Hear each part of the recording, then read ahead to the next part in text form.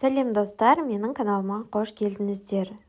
Егер сіздердің көліктеріңізге басқа бір көлік жол бөгеп тұрса, жол көлік оқиғасы болған жағдайда, көліктің фаралары жанып қалған жағдайда, сигнализациясы қосылып қалған жағдайда, дөңгелегі жарылғанда немесе көліктің терезесі ашылып қалғанда, көлік иесіне хабарлама жіберуге болады.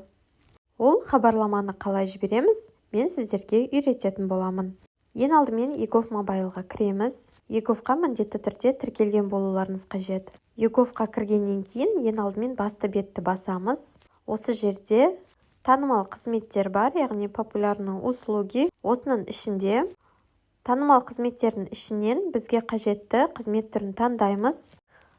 Бұл бізде оповещение владельца авто о проблеме. Яғни көлік иесіне мәселе туралы ескерту. Қажетті қызмет түрін таңдағаннан кейін үстін басамыз. Міне бізде осындай бет шығады. Бізге бірнеше сұрақтар шығады. Яғни көлік иесіне не хабарлағыңыз келеді. Бізде бірнеше түр берілген. Сіздер көліктеріңізбен өздеріңізде қандай мәселе болып тұр, соны көлік иесіне жібересіздер. Басқа көліктің фаралары жанып қалыпты. Сол туралы көлік иесіне хабарлама жіберетін боламын. Ең алдымен көлікте тұрған көліктің номерін жазамыз. ГРНЗ. Государственные регистрационные номерные знаки. Жаз болғаннан кейін отправить сообщение дейміз. Хабарламамыз барды.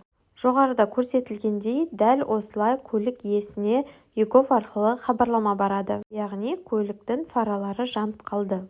Дәл осы әдіс арқылы сіздер де басқа көліктерге әртүрлі мәселе бойынша хабарлама егов арқылы жібере аласыздар.